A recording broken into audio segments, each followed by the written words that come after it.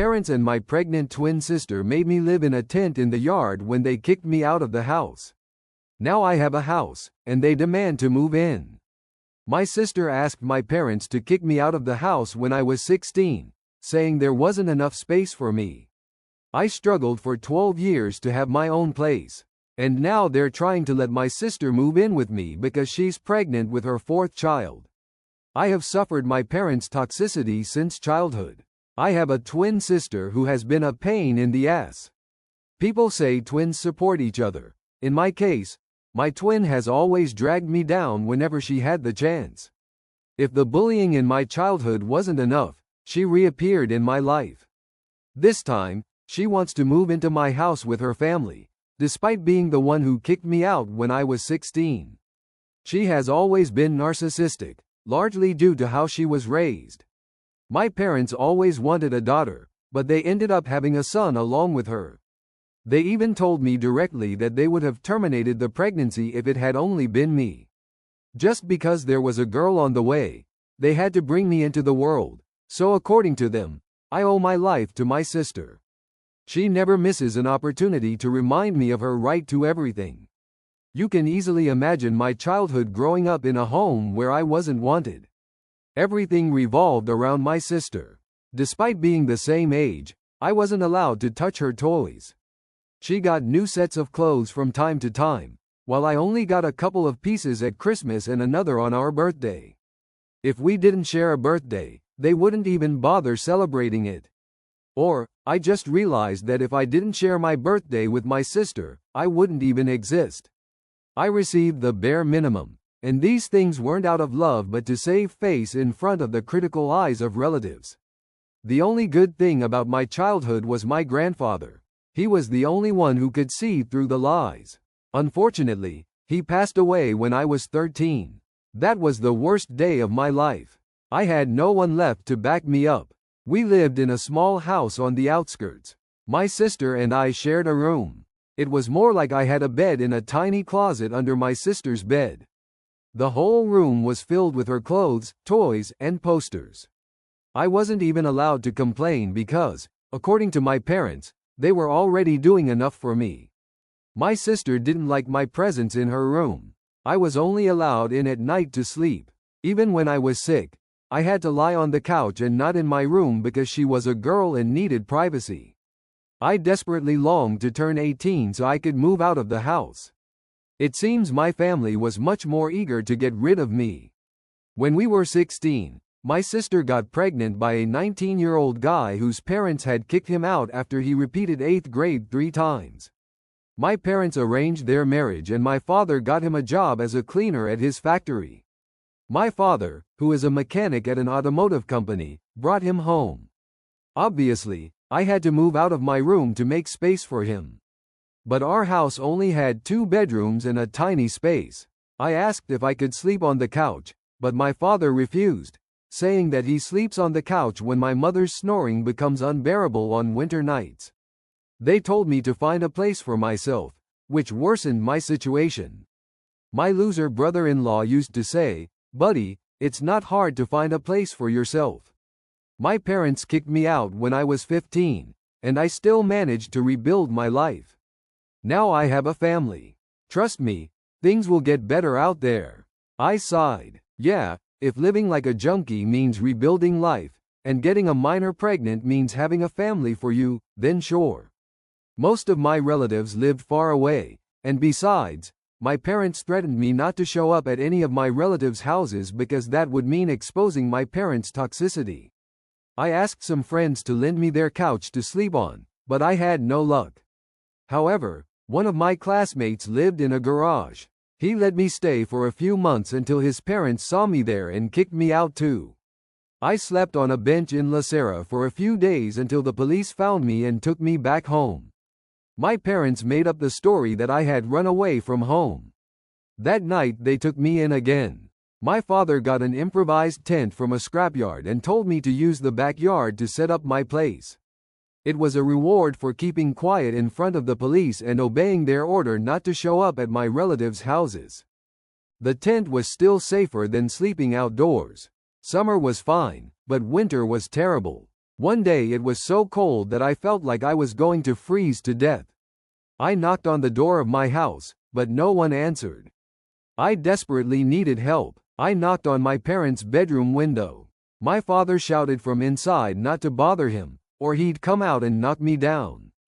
I felt so miserable that, for a moment, I wanted to die. I cried all night. The next day, I looked for a job that would provide me with a place to sleep. A bakery needed a worker for its factory, which was about 20 kilometers away. But they agreed to give me a place to sleep and even offered me food. They basically baked at home and needed an extra hand. They offered me the back room to live in, but I had to clean it first. I accepted. The place was pretty messy, with flour and sugar everywhere, not to mention the rodents that survived with them. But I was at the lowest point in my life, so I gladly took that job. I packed my things and left. Even my sister was happy and said, "Good thing you're leaving, we have no space for you here." They didn't even bother asking me where I was going. I cleaned the place and made it livable. At first it was hard to get rid of the rodents when they came looking for food, but eventually I got comfortable living there. I had to drop out of high school. There were only a few months left until the final exams of my senior year. My friends told me to continue living in my parents' backyard and finish high school, but I had already given up. I worked hard at my job and lived off my salary. Soon I realized I needed to improve my skills to get a better job. I learned some skills. My dad is a mechanic, so I grew up playing with his toolbox. I worked for my parents. They didn't have to buy me toys. I also helped my dad with the plumbing at the house. I saved up, took a course, and got a job at an automotive plant. I worked hard to climb up in the company. Now I'm a supervisor. Recently, one of my old friends was urgently selling his house. He had divorce problems and needed an immediate buyer. I hesitated to buy a 3-bedroom house, but he offered me a great discount below market price and agreed to accept the down payment in installments. I took the deal. 2 weeks ago, I moved into my new house, and today I found unexpected guests at my door. Yes, my parents, my sister, and my brother-in-law. It was a surprise to me because I hadn't been in contact with them all these years. They hadn't even communicated with me. This house of mine is almost 25 kilometers from their house, so they wouldn't have gotten here by accident. I'm not in contact with any of my relatives, neither in person nor on social media. But I guess it was the neighbor. I'm still friends with one of my neighbors. Maybe he saw photos of my house on Facebook and told my parents. I still have no idea how they discovered my exact address. My dad knew where I worked, so maybe he got the address from there. As soon as I opened the door, they barged into my house. Mom and Dad congratulated me and said they were proud of me. I smiled and offered them a chair. I still don't have much furniture. I only have a bed, some chairs, and a table. My parents sat down and started asking me about buying the house. They found it incredible that I could buy a house at this age while they were still renting.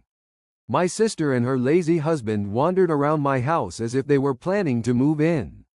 I asked them, "What's going on? Why did you suddenly show up in my life?" They said nothing. They just said they were checking on me. Funny, right? They checked on me when I needed them the least. They started giving me updates about their lives. Dad developed hypertension. My sister has 3 kids, 14, 9, and 4 years old, and she's pregnant again. Good for her, I guess. I just sat there nodding and wondering if I should yell at them or kindly ask them to leave. Mom asked me if I was going to get married or if I had a girlfriend. I said, "It's none of your business." She replied, "Why are you so grumpy? Is everything okay?" I answered, "Everything was fine until you showed up." She laughed and said that if moving into a new house overwhelmed me, she could lend a hand. At that moment, my sister came in and said, "I've decided that we're going to take that bedroom with the balcony and attached bath. I'm excited to finally have my own bathroom. The kids can have the other room." I got angry and said, "What the hell is going on here?" My sister said, "You have a 3-bedroom house and you're single. You don't need that much space." You used to live in a tent, so having a bedroom is a huge improvement for you. This house is so big that I can accommodate all of us. Before continuing with the story, remember to subscribe for a new video every day. My parents interrupted her and asked her to take care of her youngest child who was crying for attention. I looked at my parents and asked, "What the hell did you just say?" Dad told me that it was hard to fit 7 heads in a small house. My sister's oldest son, 14 years old, was sleeping on the couch, while the middle one slept with my parents and the youngest with my sister. Also, she's pregnant again, so they need a big house. Mom said, "And you know that now you have a big house, you can't host your sister with you." Before she finished her sentence, I shouted, "No way, I'm not going to bring anyone into my house." My sister yelled at me that I owed her this for bringing me into the world, as always. "Mom and Dad would never have had you if it weren't for me. You owe me a place here.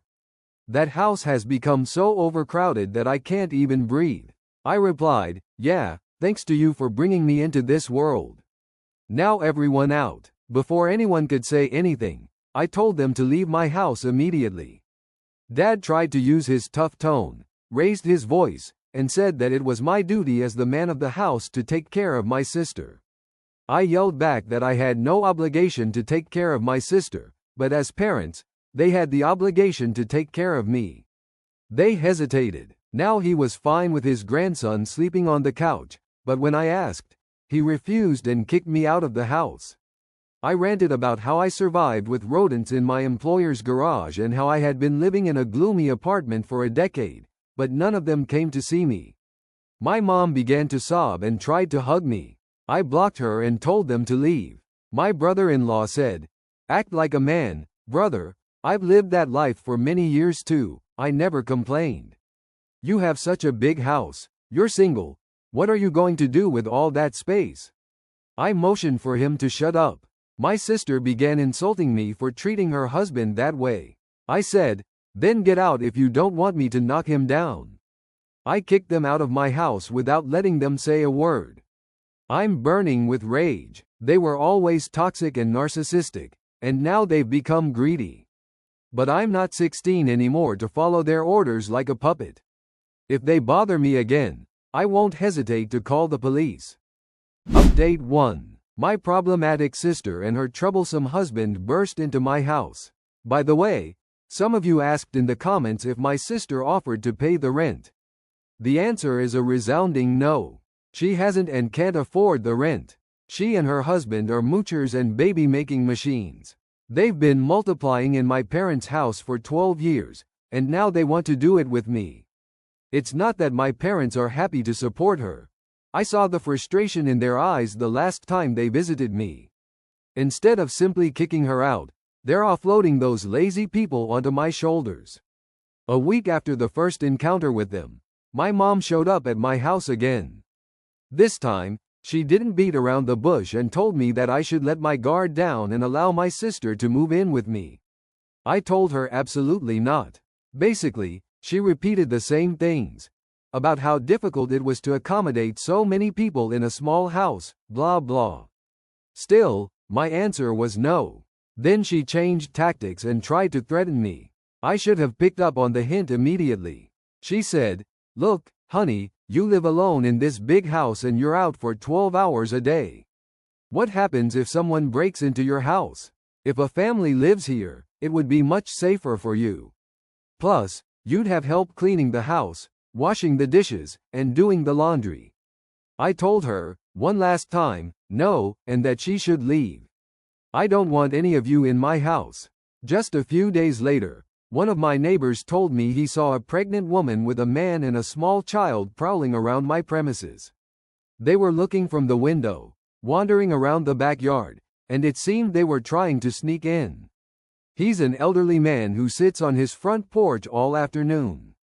When they noticed my neighbor watching them, they left. He came to inform me as a gesture of goodwill. I thanked him and gave him my number, asking him to call me if he sees them again. My house wasn't protected by cameras. I planned to install them over the weekend. Who would have thought they'd break in before then? Just 2 days later, I received a call from that elderly neighbor saying he suspected someone had entered my house. I rushed home in a panic. He was right. My sister and my brother-in-law had entered through the back window. She said, "We had no other choice than this. You were being an idiot and wouldn't let us. Now we live here and you deal with it." I mean, to what extent was she rubbing her right in my face? My brother-in-law came out of the room where they had set up their bedroom. He said, "It was pretty easy, wasn't it?" Without a second thought, I lunged toward my sister-in-law. My sister stepped in and pushed her aside. I punched her in the face. Her 14-year-old son attacked me with a bottle and started making my head bleed. The blow wasn't severe and I was coherent, though I was on the verge of fainting. But anger kept me alert. Everyone panicked when they saw the blood. My sister called my parents and told them what had happened. My brother-in-law and his son began cleaning up the mess. My neighbor called the police. My sister and my brother-in-law started apologizing and begged me to forgive their son so he wouldn't be arrested. I told them that all of them would go to jail with him. The police arrived and took my statement. My sister denied all accusations of breaking in and assaulting me. She said she was visiting my house with her family, that her son had made a joke and accidentally caused me to slip and hurt my head. She claimed she was furious with me and that was why I was falsely accusing them. What a liar. Meanwhile, my parents arrived and forced me to drop the charges against them. They all banded together to prove that I was a liar, saying I was using the police to get revenge on my sister. Thank God, my neighbor intervened and gave his statement, and based on that, the police arrested them. They had to spend the night behind bars because my parents didn't have the money to bail them out, while their children were left in my parents' care. The next day, they were brought to trial. I went to the hospital and got my wounds treated. The doctor checked for internal injuries. I had to take a couple of days off to rest. I pressed charges for assault against them and also claimed compensation for what they had broken. The court agreed that they should pay for it. Meanwhile, my parents tried every possible way to get me to drop the charges, but I threatened to sue them for planning the attack against me.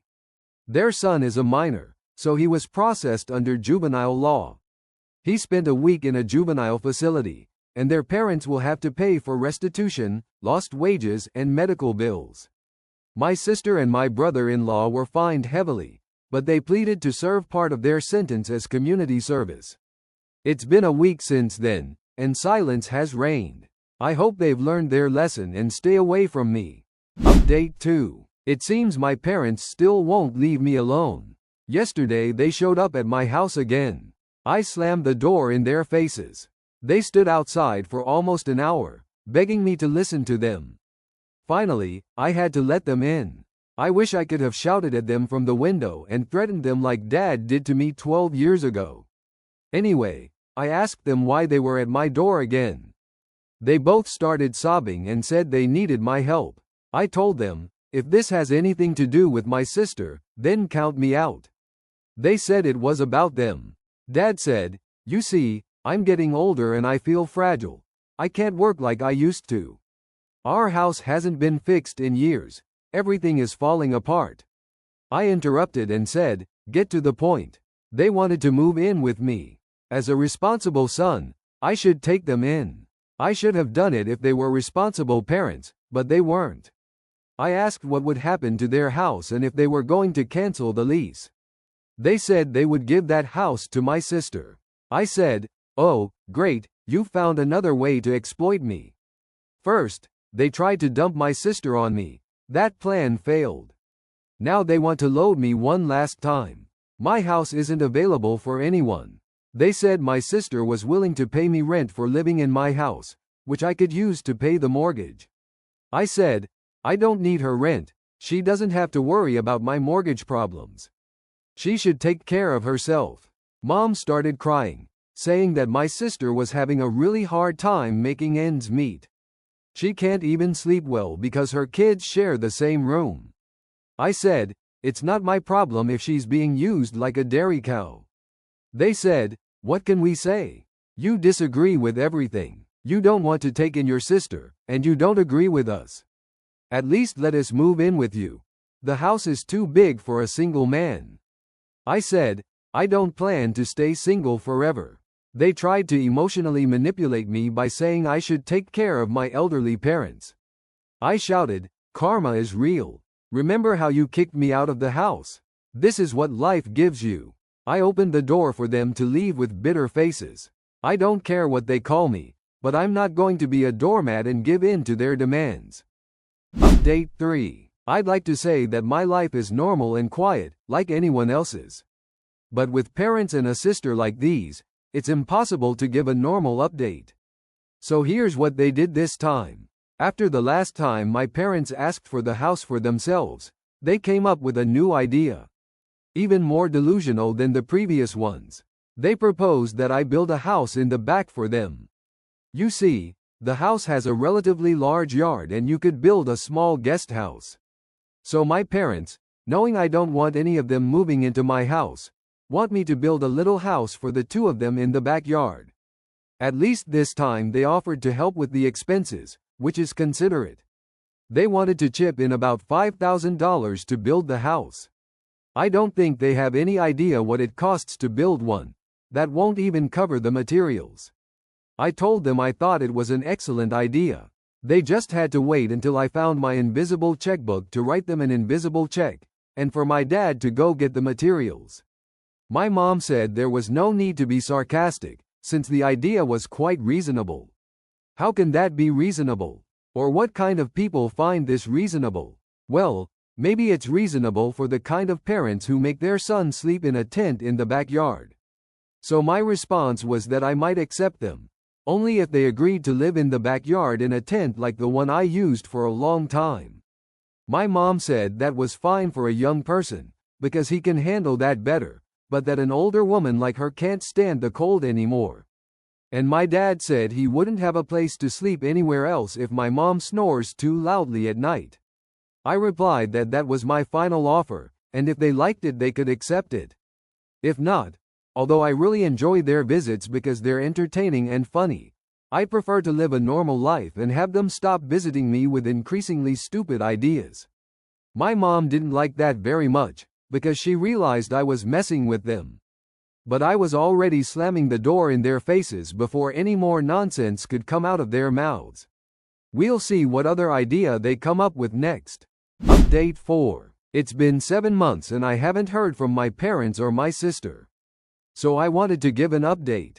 Everything has been silent since then, which I find quite strange. I guess they've found some solution to their problem. I'd be lying if I said I'm not curious about what happened, but I'm not going to contact them. I'm not going to unleash the Kraken. Their neighbor, who is a friend of mine, has moved, so he doesn't know anything about them. So this is my update, telling you that now I have a normal life. It feels bad to bring you an update with nothing new, but it feels good to live a life without their drama.